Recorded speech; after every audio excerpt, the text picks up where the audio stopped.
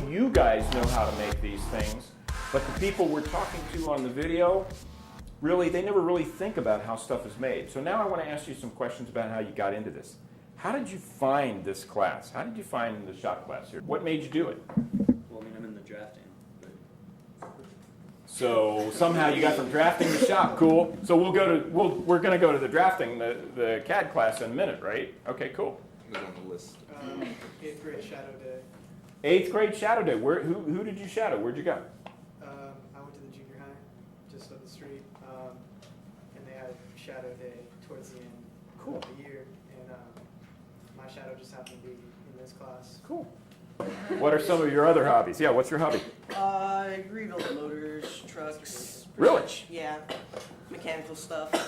Very cool. Yeah. So like big truck, like Yeah. the trucks?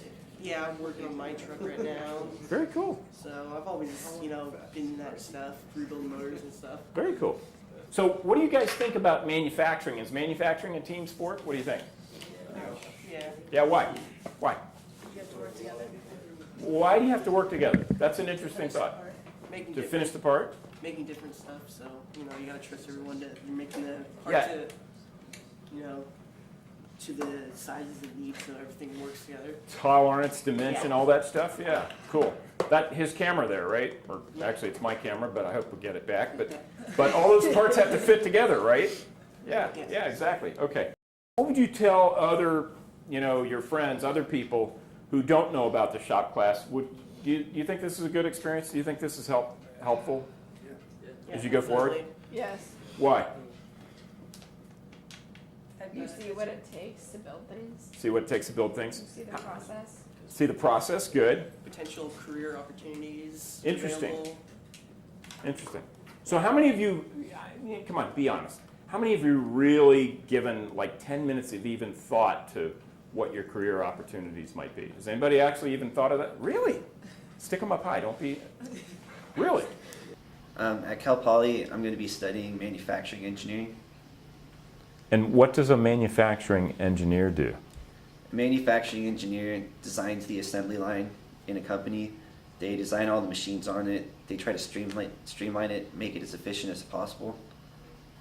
Have you given much thought yet to, a career, what you'd like to do?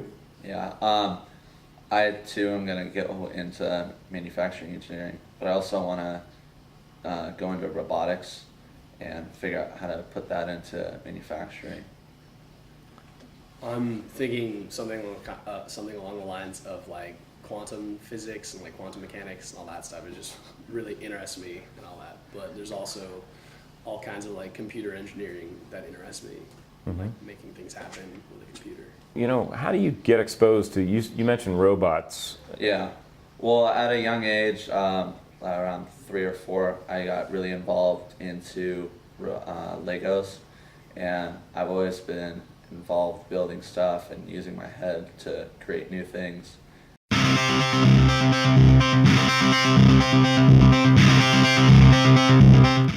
Technology, engineering, and manufacturing is a dominant part of our economy. HP, Agilent, Google, Intel, Apple, Cisco, JDSU, Chevron, Genentech, BioMarin, Biorad, Medtronic, Trivascular.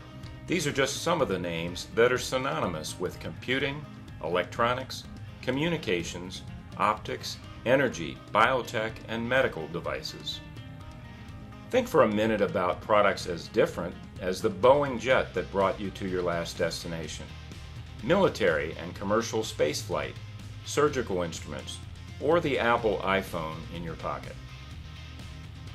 Each of these products you see have parts or assemblies that are designed and manufactured here in California. But our manufacturers in California face challenges.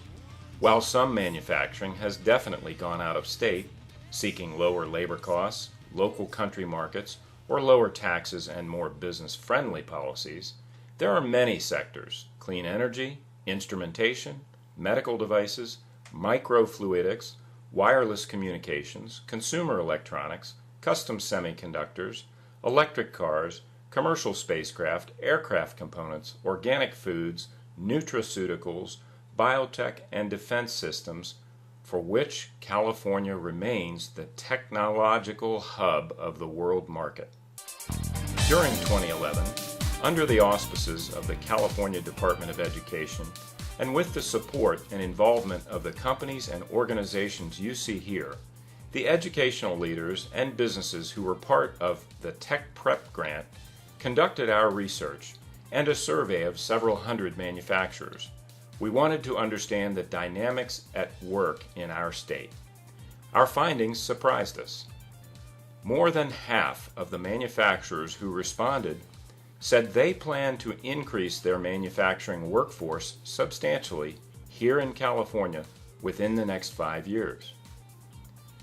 2/3 of those jobs won't require a 4-year college degree, but they will require significant technical training and job-related skills after successful completion of high school. For the 14 production job categories we surveyed, average compensation levels were 20% higher than the average of all other employment categories. 1/3 of all California manufacturing workers are reaching retirement age during the next few years. And though we won't expect to replace all of them because today's workers produce more output per hour, these jobs require higher skills and more experience. Fewer than 30% of manufacturers rated current job candidates very competitive. Why aren't we educating students with the skills they need for these good jobs?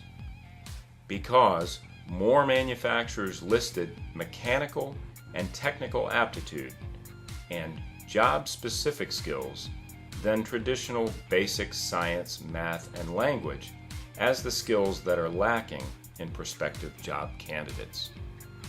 This isn't an either-or situation. To be sure, basic science, math, and English communication skills are crucial for our workforce of the future.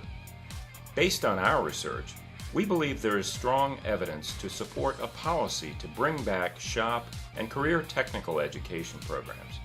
And we believe there is an opportunity to enhance basic science, math, and English language learning by connecting these fields of study to the traditionally rewarding and good-paying jobs that many students, whether they are pursuing a college career track or a post-high school career track, are better equipped to pursue through a more hands-on education experience.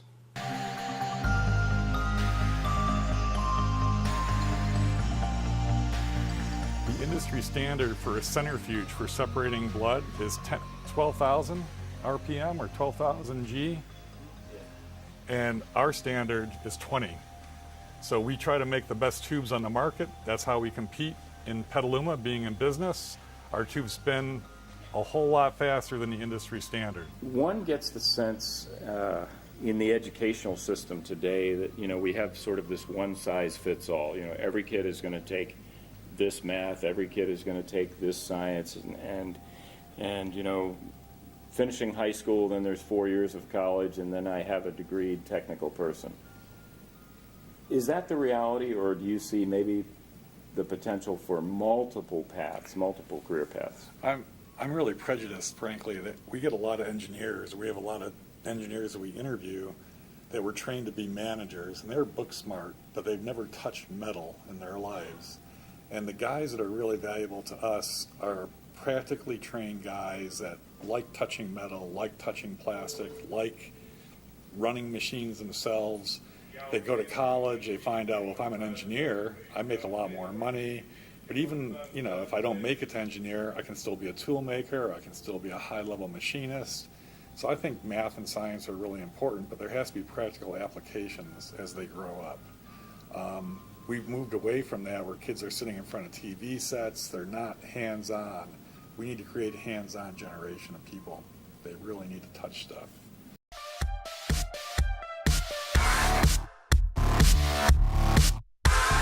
Triformix is an optics company, and we make lenses, basically. Not eyeglass lenses, but very specialized lenses, primarily for fiber optics.